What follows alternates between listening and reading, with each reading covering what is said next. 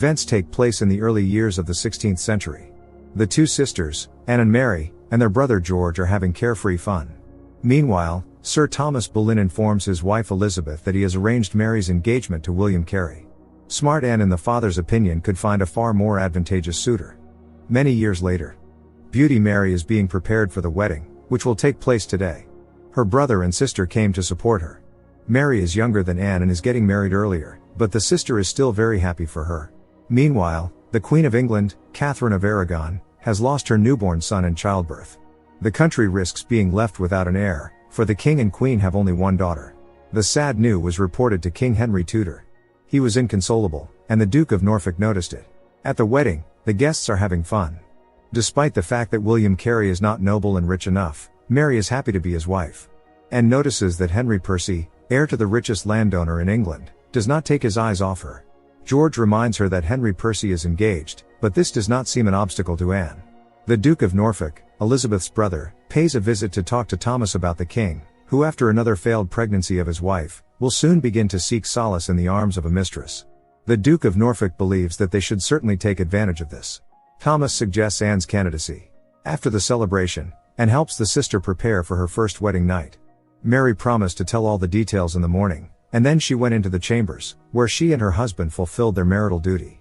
In the morning, the father and uncle sent for Anne and told her that she could bring their family untold riches and high position in society. The king's family life is not going well, and in such a situation His Majesty will seek solace with another woman. If Anne pleases Henry, then their family will gain the king's favor. Later, Thomas informed the wife of his plan.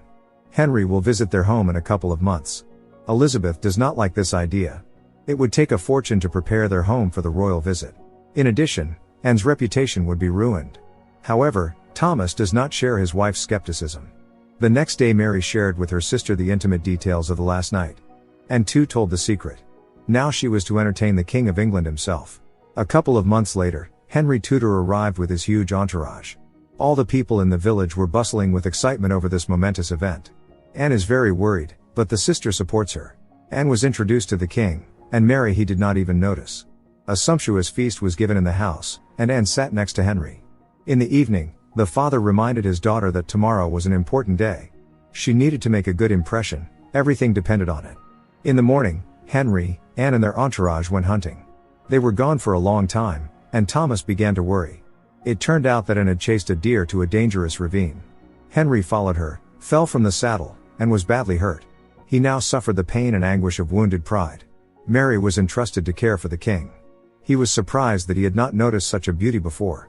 Before leaving, Henry asked that Mary and her husband not be delayed in arriving at the royal court. Anne was very angry with the sister, believing that she had taken away her hope for a better future. Later, Mary is informed by the father that she will become a Queen's Maid of Honor and William will become a member of the Privy Council. Mary does not want this and begs her husband to refuse, but under the influence of the Duke of Norfolk, he did not make concessions to his wife. Anne also becomes a Maid of Honor. Mary asks her mother to prevent this, but she says it is not in their power to oppose His Majesty's will. The sister is still angry with Mary, convinced that she was purposefully winning the king's attention. The Boleyns arrived at the royal court. The new ladies-in-waiting were introduced to Catherine of Aragon. She understood that her husband was interested in Mary, so she made it clear that the girl was not welcome here. Later, Mary met Jane Parker, who asked her not to hold a grudge against the Queen. She has a good heart, she's just upset because of her husband's infidelities. In the evening, a sumptuous ball was held at the palace. Jane Parker kept her eyes on George, who did not like her very much. William Stafford shared with Mary that life at the royal court was not for him. In the meantime, Anne wasted no time and continued to flirt with Henry Percy. The king came and whispered to Mary that he would be expecting her at his tonight. After the ball, a maid escorted Mary to the king's chambers. The girl was very embarrassed when Henry confessed that he liked her. He also confessed that Mary seemed to him to be a kind and honest person. They kissed and passion arose between them. In the morning, Stafford took Mary to her father and uncle. The relatives asked the girl personal questions about her relationship with the king.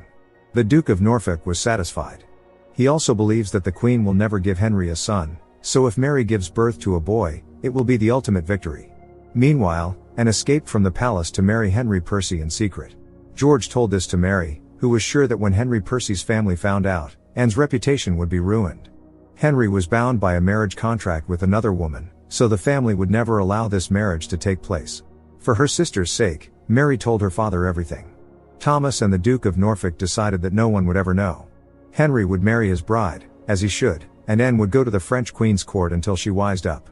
Anne blames the sister for everything, not believing that she acted for her own good. The mother admonishes her eldest daughter, advising her to learn from the court ladies of France the tricks that allow any woman to get what she wants. Soon Mary felt ill. The king was happy when he found out she was pregnant. Now he would go out in public with Mary as if she were his wife. Besides, Thomas would now become a duke and George a viscount. They received wealth and property. George was not happy when he learned that the king had blessed his marriage to Jane Parker, but he had no choice. Elizabeth is not at all happy about their family's high position in society. In her opinion, all this patronage is too shaky. One day when Mary woke up, she felt pain. The court physician said that she had not lost the baby, but that she needed complete rest in order to keep the pregnancy alive. Now the king cannot share a bed with Mary, so the Duke of Norfolk looks for a new way to keep him by their side. Thomas believes it is time to bring Anne back from exile in France. The mother wrote a letter to her daughter, and Anne soon returned to England. Now at the royal court, Anne shone with her wit, drawing the admiration of courtiers and the king. Mary was very unhappy about her sister's return, believing that she would retaliate. Meanwhile, Jane Parker makes claims to George, because he does not perceive her as his wife. One day the king saw Anne talking to the courtiers. She had learned much from the Queen of France, who encourages scientists and philosophers. Henry enjoyed watching Anne pray. He had already lost all interest in Mary. Anne received a gift from the king, but she did not accept it, telling the servant to give it back. She did what? Sent it back, Your Grace. Henry was outraged to the core by this action. For the first time since her arrival, Anne visited the sister, making it clear that she would stop at nothing in her ambitions. In front of Mary, the servant brought in a gift from the king, which she again rejected. Henry was furious at the girl's constant refusals. He came to her and demanded an explanation. Anne declared that the gifts were insulting to her, because she allegedly cannot betray her sister. Mary went into labor, and Thomas and the Duke of Norfolk were very nervous. In front of them, the king asked Anne if he had a chance. While Mary gave birth to a boy, Henry vowed to Anne that he would never again share a bed with his wife and Mary, and told Henry that he had a chance. He did not even look at his newborn son and left. Anne felt triumphant, and Mary wept bitterly. The Duke of Norfolk was furious, for Anne had ruined their plan. However, Anne is convinced that the birth of the bastard means nothing. She wishes Mary and her child to return to Rochford. Elizabeth thinks that the eldest daughter should personally inform her sister. Anne did so. She also declared that she intended to become Queen of England and bear Henry an heir in lawful wedlock. In Anne's opinion, without power and position, love is worthless. Personal ambition must always come first. Mary was preparing to leave for the country while the king spent time with Anne. Catherine of Aragon watched from the window. In spite of everything, Anne was not satisfied with what Henry had done for her. She declared that there could be nothing between them as long as Catherine held the title of queen. Henry orders his courtiers to find a reason to get rid of his wife. Henry intends to send Catherine to a nunnery, but even this was not enough for Anne, for Catherine will still remain the king's lawful wedded wife. She wants to get him to dissolve his marriage to the queen and marry her. One day indignant Thomas bursts into Anne's chambers. It turned out that Henry Percy's fiancée had found out about his secret marriage to Anne and called off the engagement. This news reached the king, and now he does not want to see Anne and their entire family. The only person of the Boleyn family he trusts and whose reasoning he will believe is Mary. Mary arrived at the palace. Henry explicitly said that the court would test his legality of marriage to the queen. But before that happens, Henry wants to make sure that whoever he wants to replace her with is flawless. Despite her resentment toward her sister, Mary said that the king could trust Anne completely. Anne was very grateful to her sister.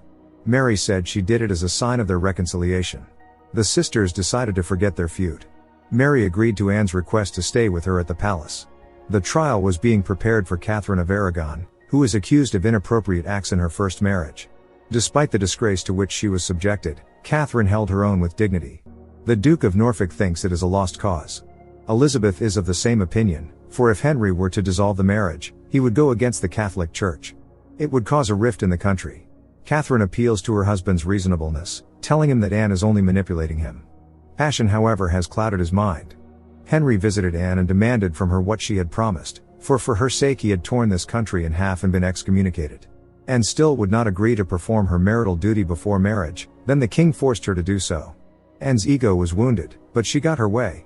Her coronation ceremony took place. Anne is now Queen of England and the lawful wedded wife of Henry Tudor. A ball was held in honor of the new queen, but the courtiers do not like her at all and call her a witch.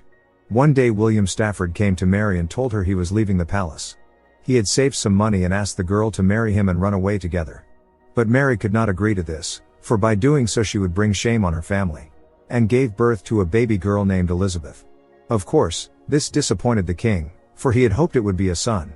Soon Anne saw her husband through the window with a lady named Jane Seymour, and could not understand how the king could do this to her. Their scandal was heard throughout the palace.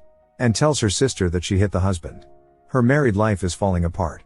If she does not bear the king a son, her triumph is over. Soon Anne became pregnant again. The Duke of Norfolk had a delicate conversation with Jane Parker. If the queen does not give birth to a son this time, their whole family will be threatened. So it was in Jane's best interest to assist them. At night Anne woke up in pain. She lied to the servants that she was just having a nightmare, but in fact she had lost her baby. And told her brother and sister what had happened. Now if the king found out, he would declare the wife a witch, so Anne must become pregnant at any cost. She asked for help from George, who was horrified by the request. However, the sister was very persistent. Mary could not believe it and hurried away. Jane saw her husband with Anne, and it shocked her. George couldn't do it after all. Meanwhile, Mary was about to return urgently to Rochford, and Jane came to the king to tell him what she had seen. In the morning, Anne confessed to Henry that she had lost their child. He called her a witch and ordered the guards to throw the queen into prison. George too was captured. Elizabeth slapped her husband and told the brother in tears that her children were doomed because of their ambition. Stafford arrived in Rochford to inform Mary of what had happened. Anne was put on trial, accused of a terrible crime against God and morality. The verdict was unanimous. Anne was found guilty. The guards led George to the scaffold. He began to pray, and it all happened quickly. Thomas witnessed it. Mary dared to meet the king and begged him to spare Anne. Henry was amazed at Mary's kindness and compassion and promised that he would have mercy on his wife. Mary visited her sister in the dungeon and told her that all would be well. Soon the queen was led to the scaffold, where she uttered her last word.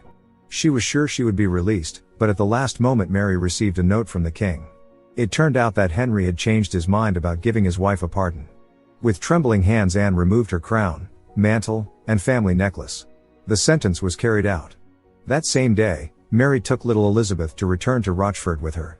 Next, we are told about the real characters in the story. Destitute Thomas passed away 2 years later. The Duke of Norfolk ended up in prison. Mary Boleyn married William Stafford and happily lived with him away from the palace for the rest of her life. Elizabeth was to become Queen of England and rule for 45 years.